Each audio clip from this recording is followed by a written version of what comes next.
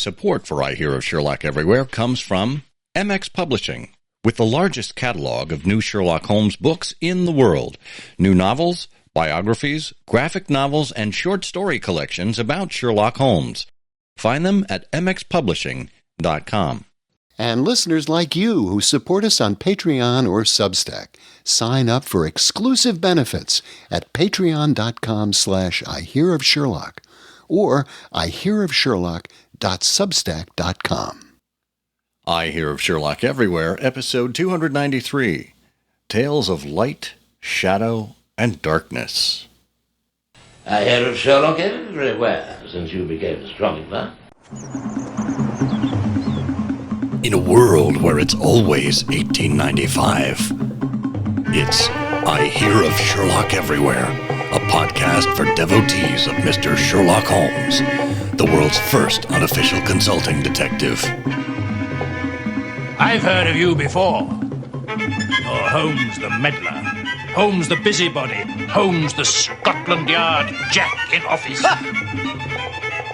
The game's afoot as we interview authors, editors, creators, and other prominent Sherlockians on various aspects of the great detective in popular culture. As we go to press, sensational developments have been reported. So join your hosts, Scott Monty and Bert Wolder, as they talk about what's new in the world of Sherlock Holmes. You couldn't have come at a better time! Hello and welcome to I Hear of Sherlock Everywhere, the first podcast for Sherlock Holmes devotees where it's always 1895. I'm Scott Monty. I'm Bert Wolder. And Bert, are you feeling light or shady or dark today? Lightheaded, as usual. I'm sure I'm going to be like that by the end of this. Yes, yes. That sounds I just breathe deeply into my little tank of helium, and that raises my voice from that normal basso that I speak in, and I just sail along. I understand you. I put a filter on my voice as well. This is what I sound like without the filter, and nobody wants to hear that. Oh, I think you should keep that on. I like that a lot. We could get through our episodes so much quicker that way. Yeah, yeah. Well, I could do my Mickey Mouse voice, too. That would be a lot of fun. You're just goofy. Oh, boy. You're plain old goofy. That's it. No, that's not me. You know what Mickey always says when the parties sort of roll up at Disney World? He says, I hope you've got your wallet. Yeah, seriously. Well, wallets are not required, but they are welcome at this juncture in the show. That means you can support us for as little as $1 a month at Patreon or at Substack, depending on where you like to get your content and how you like to consume it and what fringe benefits there may be. And yes, we are fringe, but we do have benefits over on Patreon. We have thank you gifts at various levels. And of course, all of our supporters have the opportunity to listen to the show ad-free and to get bonus content, outtakes, bloopers, extended conversations with some of our guests. So we make that available on an irregular basis, as you would expect out of Sherlockians. Just go to patreon.com/ihearofsherlock or ihearofsherlock.substack.com. And again, all of these are available as links in the show notes. If you haven't been to the MX Publishing site in a while, well, you need to get over there and check out the new material.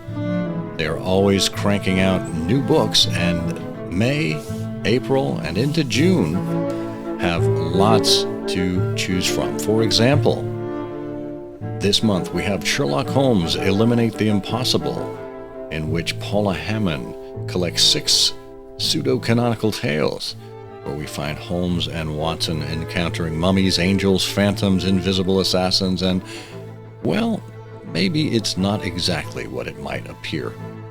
And then, in May, Mrs. Hudson for the Defense finds Sherlock Holmes coming back to London from the Sussex Downs to help out Inspector Lestrade and his ally, former landlady Mrs. Hudson. Dr. Watson, it seems, has been accused of murder. Throw in Thomas Wiggins, a junior printer who used to be the head of the Baker Street Irregulars, you've got an interesting and rollicking story. And finally, on May 22nd, to celebrate the birthday of Sir Arthur Conan Doyle, it's the second edition of The Monographs, Becoming Sherlock Holmes. The first set was comprehensive, but an introduction to the world of thinking like Sherlock Holmes. From looking at the practices of neuroscience, we can develop our own emotional control and sharpness of our minds, just like Sherlock Holmes. Ben Cardall takes us through all of that in this second edition.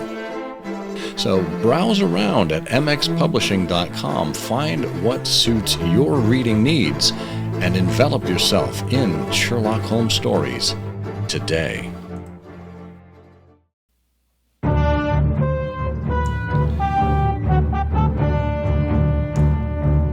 Okay, it's time for all the Sherlockian news that we see fit to fit into this episode. Bert, you want to lead us off? Oh, sure. Well, it's August, and in the UK, the Edinburgh Fringe is one of the major artistic events for every year. Speaking of Fringe, right? Yeah. A lot of wonderful small plays, a whole variety of things, comedy routines, great music happen in Edinburgh. And one is The Man Who Believed in Fairies. This is a play that features Sherlock Holmes, bored silly by retirement and beekeeping in the Sussex town, is back living at 221B. And the case that lands in his lap is an outbreak of fairies in the Bradford area. And so this connects, of course, to the Cottingley fairy saga. And this is all by Fiona Mayer. And you can see this play at the Edinburgh Fringe. It's running until the 25th of August at C Venues, Aquila Temple, and much more is available online. Superb. Have you ever been over for the Fringe Festival? No, I've dialed in and listened to a lot of things, but I've never gone to the Fringe. I've never been to Scotland. I'd love to go. I know a few years back, Bob Steck went to the Fringe, and he came back. He had a whole report that he submitted for the I Hear of Sherlock Everywhere website. So I'll see if I can pull that up and include that in the show notes as well. I think it was called Fandom in Its Infinite Variety, from what I recall. So, I should also say, while we're on the subject of the Edinburgh Fringe, that David Stewart Davies' Sherlock Holmes: The Last Act is there too. And that is running until also the 25th of August at the Assembly Rooms Drawing Room at 54 George Street, and plenty more of it's available online. Superb. Well, if you're here in the States, you may have celebrated National Oyster Day on August 5th, and it was a big day for a very important oyster in New York Harbor. Big is an oyster found in New York. That's his name. And Big's been around since at least the 1990s, but could be as old as 100 years. He is kind of a descendant of older New York, but some are saying that he is a harbinger of the future, because as goes Big, so goes the city, because Big depends on the water quality in New York. And the River Project, which is a group that is working on restoring the Hudson River, discovered Big in 2018, weighing in at about 876 grams, just under 2 pounds.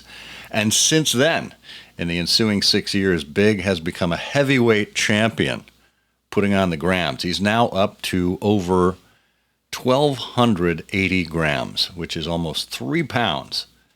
And lengthwise, he's about the same, but he's about as long as a woman's size 6 shoe, for all of you oyster fanciers out there. For all you size 6 shoe fans. Yeah. Yes, for your shoe fetish people.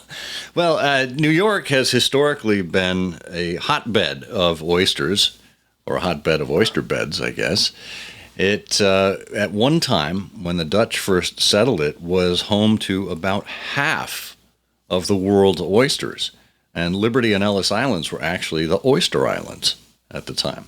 But over the years, pollution and overharvesting ruined those oyster beds, and the city closed them in the early 20th century after a typhoid scare, which was prompted by raw sewage in the harbor. But oysters have survived and reproduced on their own.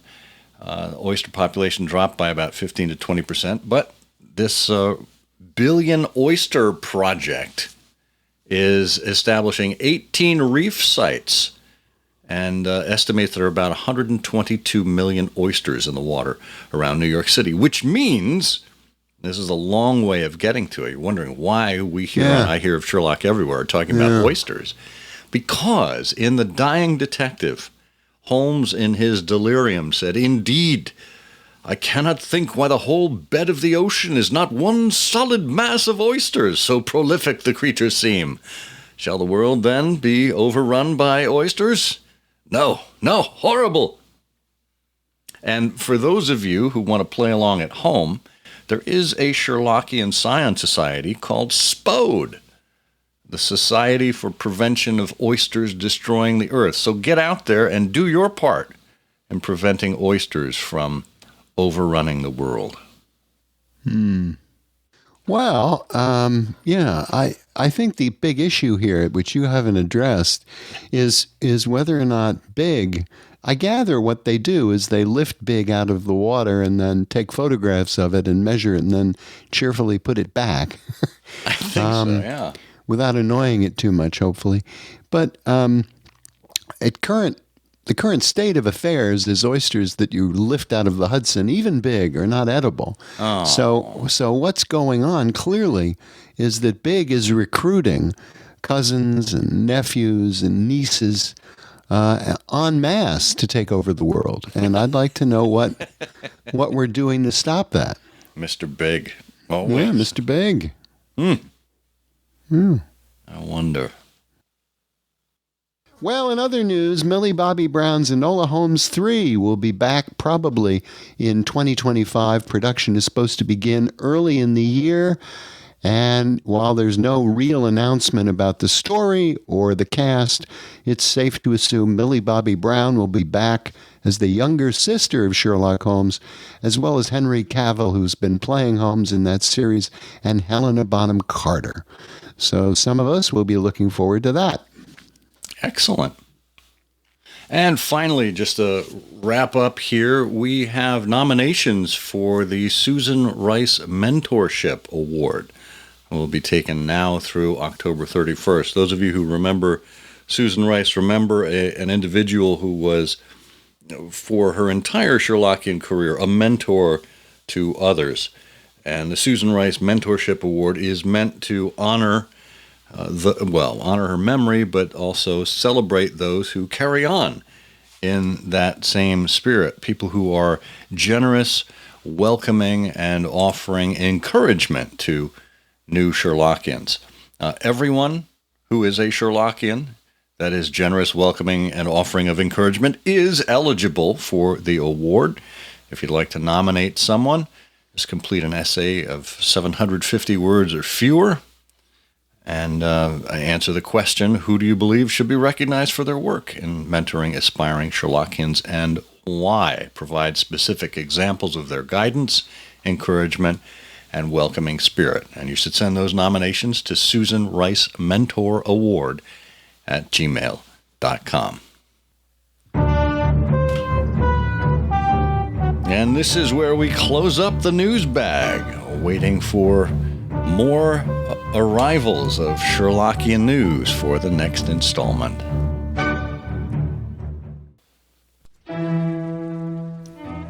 Tracy Revels has a passionate love for Florida history and Sherlock Holmes. She received her PhD from Florida State University in 1990. She's currently the Laura and Winston Hoy Professor of Humanities at Wofford College in Spartanburg, South Carolina. Along with courses on American history, Revels also offers classes in the Sherlock Holmes canon, which led to her receiving the Beacon Award in 2009 for introducing young people to Sherlock Holmes. Tracy's love of mysteries led to 3 supernaturally themed pastiche novels, the Shadowfall series, as well as 3 volumes of classic Sherlock Holmes pastiches. Sherlock Holmes Tales of Light, Tales of Shadow, and Tales of Darkness, due out this fall from MX Publishing. She's a member of the survivors of the Gloria Scott, and in 2021 she was invested in the Baker Street Irregulars as a black sequined covered dinner dress. Tracy Revels, welcome to I Hear of Sherlock Everywhere. Thank you. So we're going to begin with you like we do with everyone else. Where did you first meet Sherlock Holmes? I first met Sherlock Holmes when I was 11 years old, and I was sitting at home. I'm an only child. I lived on a farm, and I was looking for something to read. And in an advanced reader book that I guess people thought I shouldn't have, I found the first story was The Adventure of the Speckled Band. And that's the story that hooked me, and I've loved Sherlock Holmes ever since. Now, wait a minute. You're living on a farm, and you read a story about snakes? I know, especially in Florida, where we have lots of snakes. Now, Goodness. didn't that terrify you? I gave Speckled Band to my eldest daughter when she was very little, and I didn't realize how frightening that story could be. It's funny, I give that story to my students at Wofford, and I had a Wofford student come after she'd read it, and she slammed the book down and was like, I can't believe you made me read that, because her radiator in her room would hiss at night, and she was completely freaking out about it. That's fantastic. But not you. You were made of sterner stuff. I remember thinking, right when they got to the scene where they're in the bedroom, thinking to myself, oh, could it be a snake maybe? And then when it did turn out to be a snake, I was so excited. I'll proudly say I did not solve anything after that. That was the only story I ever kind of figured out, but I wanted to try the rest of them. That's great. wonderful. That's pretty good for 11. Yeah. I mean, this is fascinating. Obviously, it led you to other Sherlock Holmes stories, because what better way to begin than to think, hey, I've actually accomplished something. I'm as smart as Sherlock Holmes. But did it lead you to other mystery stories, other things in that genre as well? It did to a degree. I mean, I certainly read things like Agatha Christie and other mysteries, but nothing to me was as good as Sherlock Holmes. I just love those stories, always wanted to go back to them. Good, you have good taste. What can we say? Thank you. So what kind of reader were you? I mean, at 11. I mean, that is pretty good, an advanced reader. Were you reading other things? Did you grow up in a literary household? And were there a lot of books around? Oh, there were. My aunt was a reading teacher, so she would bring home, free copies of books. And so, yes, I was a voracious reader. I loved it. We used to play games at school where, you read so many books and you win a prize. Well, I have no athletic ability whatsoever, but I would wipe the field with the reading challenge. Well, I know from your Sherlock work, the supernatural, these elements, this aspect of storytelling is, something that you're very fond of. What were you reading when you were a kid? Were you reading eventually Lovecraft and things like that? So I love supernatural stuff. I always loved Edgar Allan Poe. I read most of Stephen King. But the actual inspiration for the Supernatural series came from the idea that so many people say to Holmes, you must be a wizard. And Watson at one point says, if you'd lived 200 years ago, you'd have been burned at the stake. And I thought, well, what if those people were right? What if they were actually right? And that summer, my college, Wofford College, was sponsoring something called the Community of Scholars, where there were about 10 to 15 faculty members and about 30 students who were all working on research. And I had always wanted to write this kind of a book, and I had 2 students who wanted me to do something with them, but I had to propose my own project.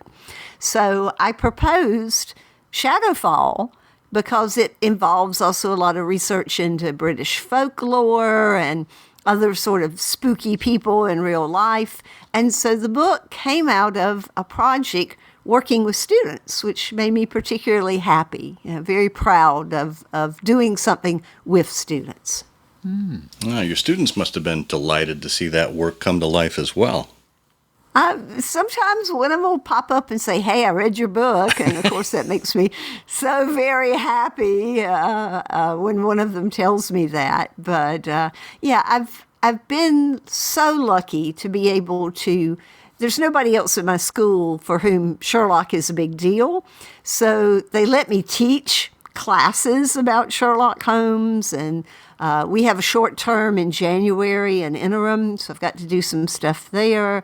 I can always find a way to bring Sherlock into the classroom, and that's been really meaningful to me over the years. Yeah, and it's probably worth pausing here for a moment to note that in 2009, you were bestowed the Beacon Award for your teaching Sherlock Holmes. I think it was for a Humanities 101 course. You want to tell us a little bit about that? Sure. Our Humanities 101 is the freshman seminar, like many schools have, and you can do all sorts of topics. The idea is that students read, they write, they learn how to do some basic research, they learn how to discuss things. And since there was a lot of freedom with that, I decided, let's do some Sherlock Holmes stories. So I normally have them read about 15 stories. I vary it. Sometimes I have them read a novel, sometimes not. But they do research into aspects of the Victorian world that come up in the stories. So, for example, they'll learn about the servants. What did the different types of servants do? And then at the end of it, we do 2 things that I'm really proud of. We divide the class in half, and half of the class tackles Jack the Ripper, and the other half tackles Lizzie Borden to try to think about, okay, how would Sherlock Holmes have approached these cases? And then their very last project is they all have to do something creative. And I've told them it's okay if you can't draw. It's okay if you write a haiku. I just want to see you engage creatively with Sherlock Holmes. And that leads to some really wonderful stuff. Oh, so what are some of the outputs of that you particularly recall? I remember there was one that was a poster for a Sherlock Holmes movie, but it was like Pulp Fiction. So it was like Holmes and Watson with guns. I've had some really great little short stories. A student did a sort of a mystery board for Sign of the Four with pictures of the different characters and string between them showing how they connected. And then I also had a student who crocheted a deerstalker for me. Whoa. Unfortunately, it was a miniature deerstalker, so I can't quite wear it, but it's really cute. And I always have stuff on my shelves in my office that students have done for me. That's wonderful. Wow. And here I was thinking there was going to be a Jack the Ripper, Lizzie Borden celebrity death match. Maybe I should try that next. So, Tracy, when did you connect to other people who were enthusiastic about Sherlock Holmes? Because I ask because I know you're a member of the Survivors of the Gloria Scott. Yes. How many people actually survived the Gloria Scott? Is this a small group, like 3 or 4 hardy souls, or? Well, right now, I think we have about 12 active members, and I connected with them back around I think 1997 or 99, and it was through Joel and Carolyn Center, who ran a Sherlock Holmes website. Sure. And I remember on that website there were, a list of active scions, and I wrote to them and said, basically, where would I go in the upstate of South Carolina? And they gave me the contact for the people in Greenville. And so for years, we met once a month in Greenville, which is about 40 miles from me, for dinner at a Chinese restaurant. And then along came COVID. So we started meeting on Zoom. And we have a lot of members who are elderly and a little bit more fragile, and some people who have moved away from the upstate. So the one good thing about Zoom is we can still connect and we can stay active together. And so we meet now every other month on Zoom. But yeah, at its heyday, I think we had about 12 members. And the good part about being on Zoom is we've gotten new members from places we never expected to get them. People who live in New Jersey or Texas, and it's just wonderful. That's nice. Wow. And for our listeners, we'll have a link to a site where you can look up where Sherlock Holmes societies are near you. I think they're sorted by geography there. So it's a wonderful resource to have. And like you say, Tracy, the idea of meeting up with other Sherlockians is not just relegated to the real physical world. These Zoom meetings, we've seen lots of folks. I know we did an interview with Rich Criscunas and Steve Mason for the Legion of Zoom. I think that was episode 236. Wonderful springing up of this kind of activity, particularly from the pandemic. So it's another avenue of Sherlockian interest that we've seen bloom here. So, Tracy, you have a trilogy of books coming out in the weeks and months ahead, Tales of Light, Shadow, and Darkness. Those are each separate novel or each separate collections, the Tales of Light, Sherlock Holmes, Tales of Shadow, Sherlock Holmes, Tales of Darkness. Tell us about this and what we have to thank for these 41 stories all coming down at once. Well, I think who we have to thank is David Markham, who is a tremendous editor and works on the MX books of new Sherlock Holmes stories. About 11 years ago, he wrote to me and said, "Hey, I remember you having a Christmas story.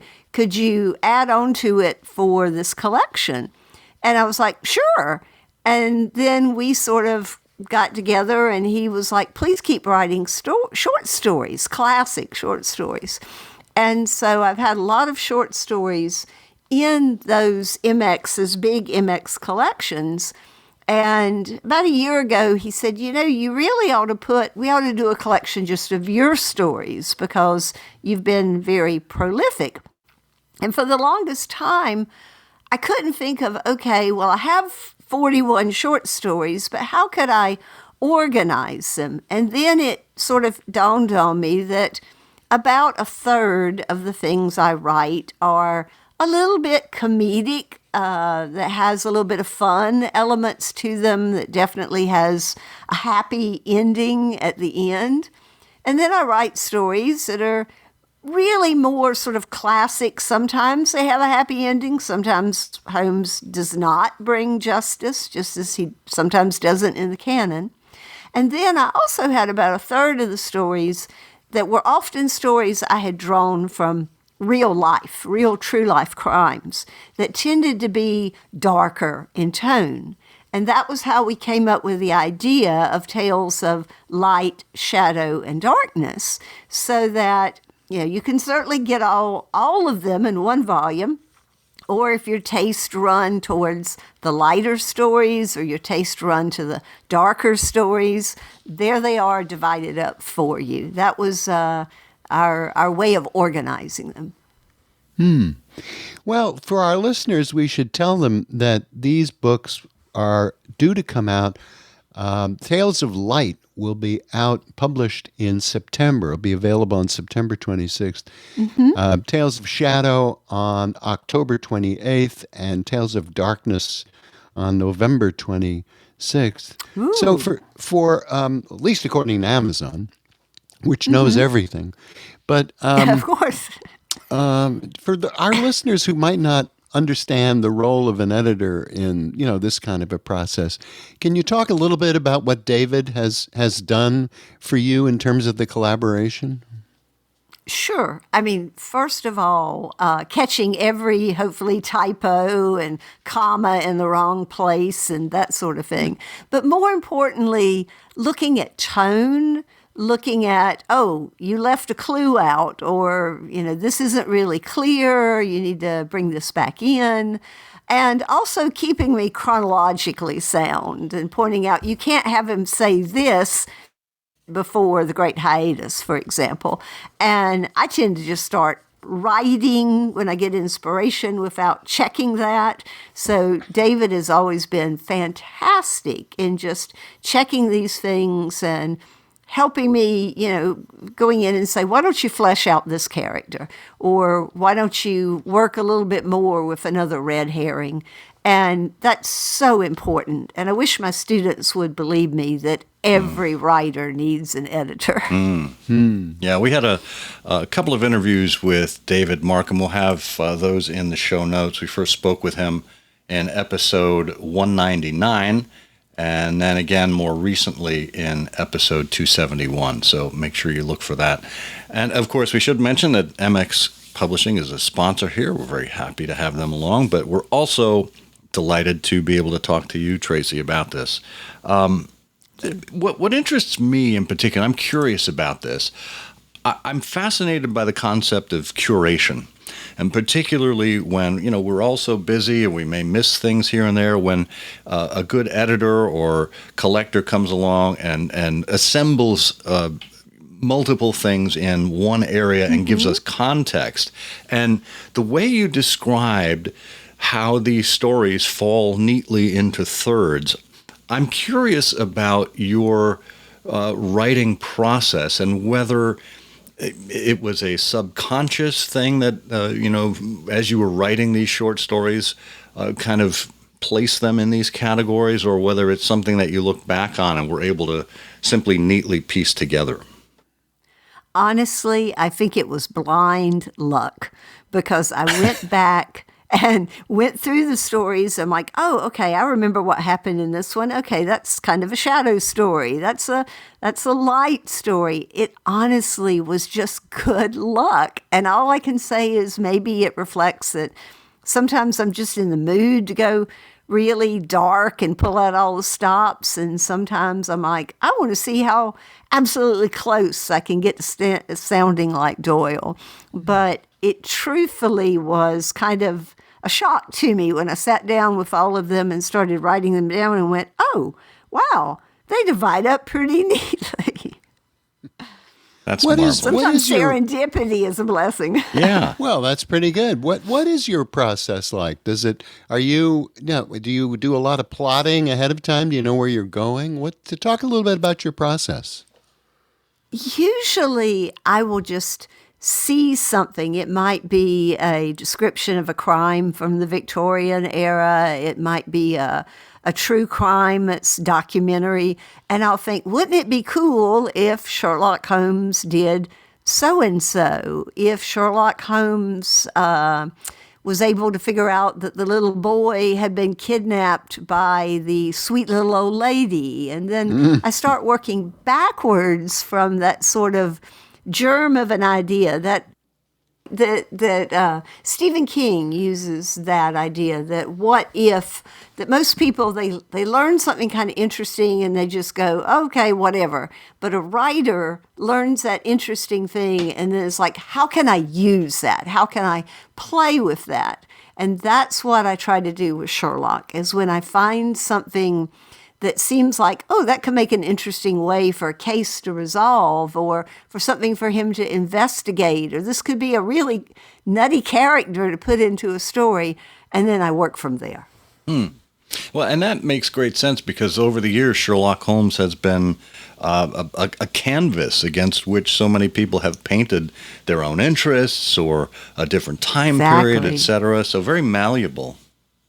And one of my favorite Sherlock Holmes books is Sherlock Holmes Through Time and Space, edited by Isaac Asimov. And I think that was one of the first books I read where I sort of understood, oh, Yeah, Sherlock he can be serious, he can be classic, but he can also be funny. He's an idea as much as he is a character, and it's the idea of the unlimited possibility of the human mind, which is why I find him such an exciting character. That's marvelous. Well, Tracy, before the show started, we were chatting with you, and you mentioned some, probably what I'm guessing is your earliest Sherlockian work, and it was more on the light side of things. You want to talk about that? It was. It was a little book I did with Cafe Press called Sherlock Holmes Mostly Parodies. And where it actually came from was for years in our newsletter for the survivors of the Gloria Scott, which is my scion I'm associated with in Greenville. I would just write these little silly stories to go in the newsletter. And finally, I collected them. And they're just some really ridiculous stuff. But I was having fun. And I've also written a lot of skits because we used to have a gala. So I would write, one time it was all the dogs in the canon showing up to be upset with Sherlock Holmes because they didn't think they were getting treated well, stuff like that. And so I hope someday to bring that back into publication. I think that's probably my next project, is to just have some fun and have some silly Sherlock Holmes stories. We would be ready for that. Most certainly. Good. Well, Tracy, thank you so much for joining us here on I Hear of Sherlock Everywhere. If folks want to get more information or buy your books, where should they go? Certainly Amazon or MX Publishing. Either one of those. My name should pop up fairly quickly. You can research Tracy J. Revels or Tracy Revels, either one, and they will come up. Excellent. Well, we will put links to those in the show notes as well. So, Tracy, thank you so much for sharing your stories here on I Hear of Sherlock Everywhere. Oh, I've enjoyed it. Thank you for having me on.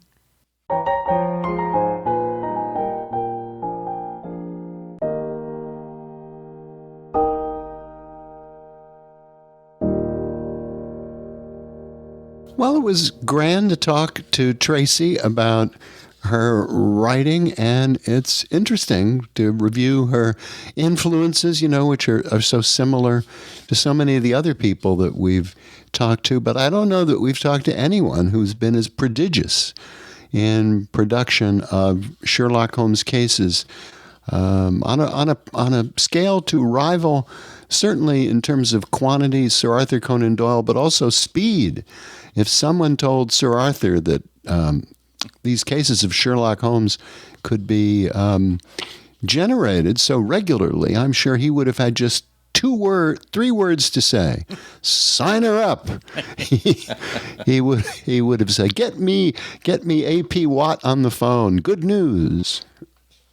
Yeah. Well, had they been remunerating him at a level at which he concluded his career with Sherlock Holmes, I'm sure he would have written many more much more quickly.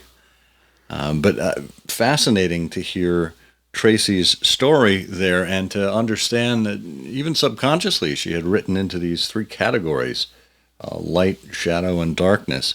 It's wonderful when these types of things come together. And quite frankly, I hope that some of her comedic, parodic stories or skits or little vignettes come to light as well. That could be a lot of fun.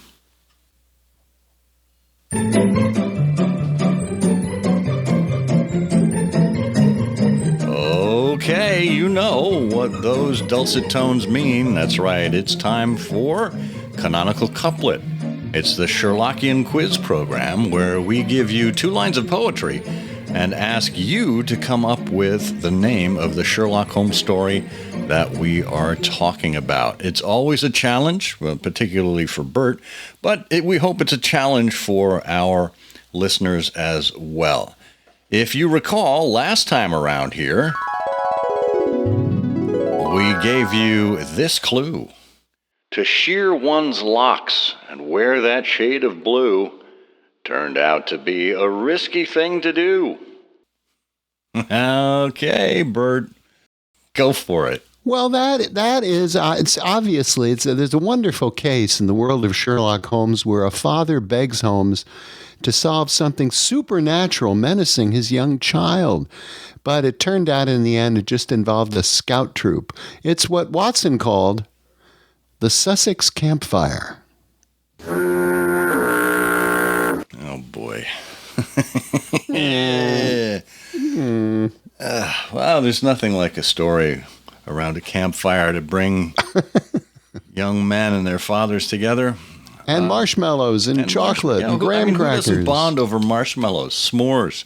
Yeah. Well, no, that's not exactly what we were looking for. We're going to turn to our friend Eric Deckers, who said, aha, I've got it. It's the story of the time that Holmes and Watson went to a well-known fast food restaurant, sometimes called the Home of the King, for lunch, only to find segmented worms clinging to their hamburgers. Ew.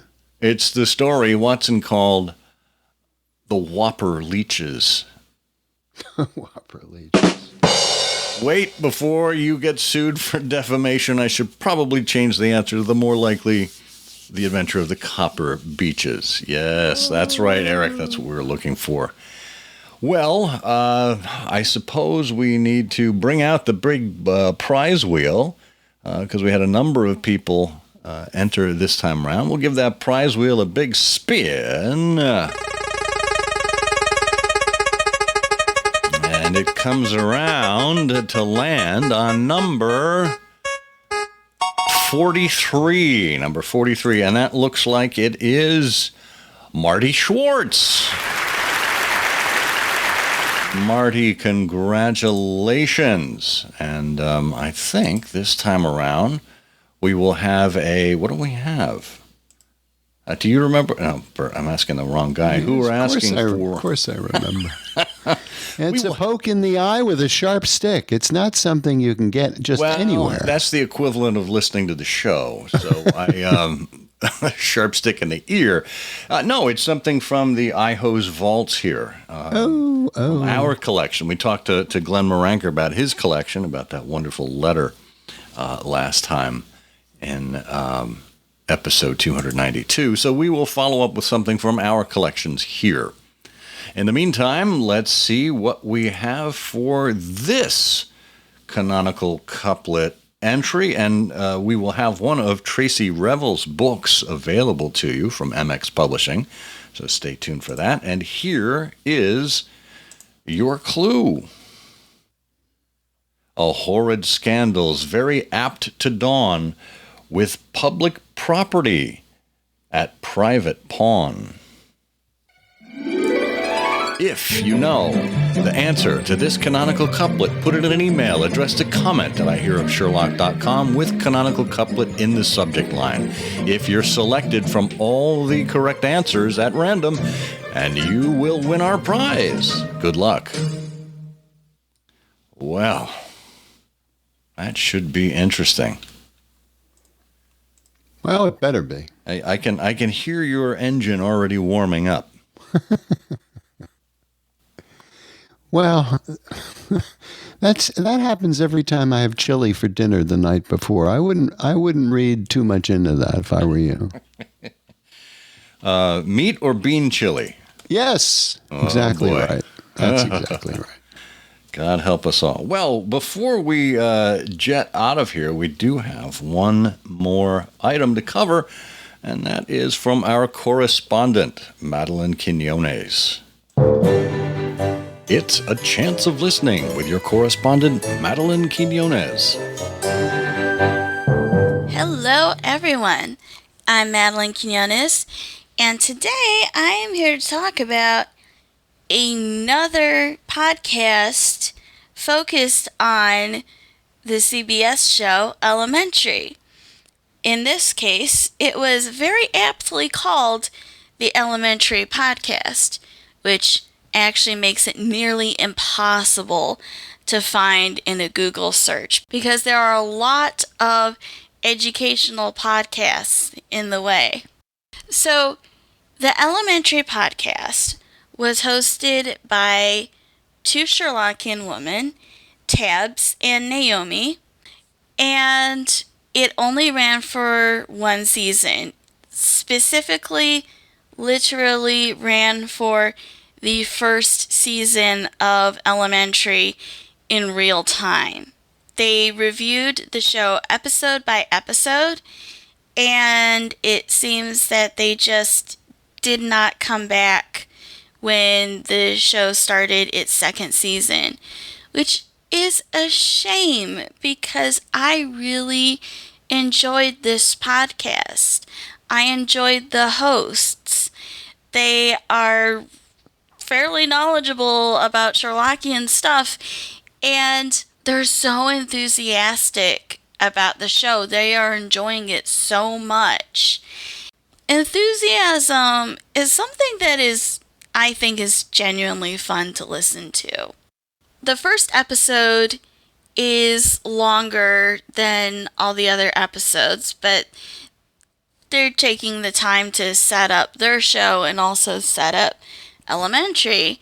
They even talk about Nielsen ratings at one point. It's kind of charming. They talk about how the show is being received, and there's a lot of fangirling over Johnny Lee Miller. All in all, it's just really fun.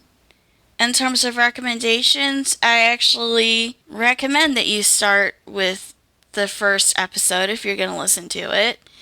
It's under an hour. The rest of the episodes are only 15 to 30 minutes, roughly. So it would be very easy to just listen to the whole thing all in a row. It's just really nice. It's a really nice listen. And it was exciting for me personally to find another Sherlockian podcast with female podcasters. That's always welcome. And that's all I've got for now. Thanks for listening.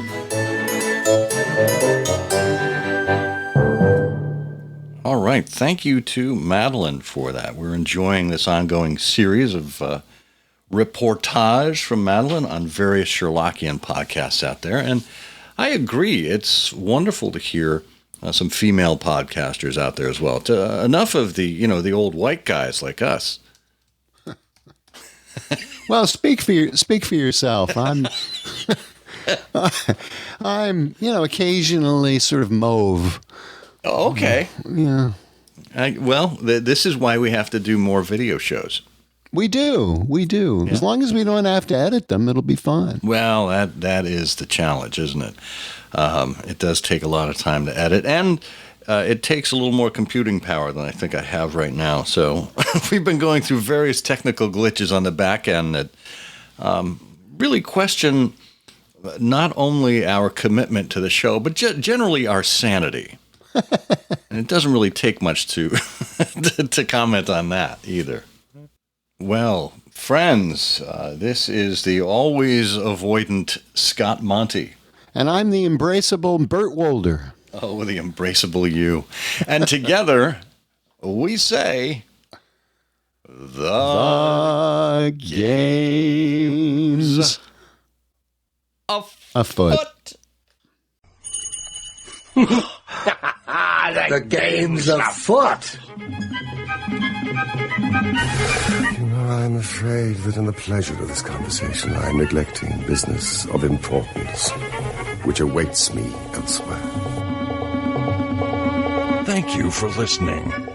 Please be sure to join us again for the next episode of I Hear of Sherlock Everywhere, the first podcast dedicated to Sherlock Holmes.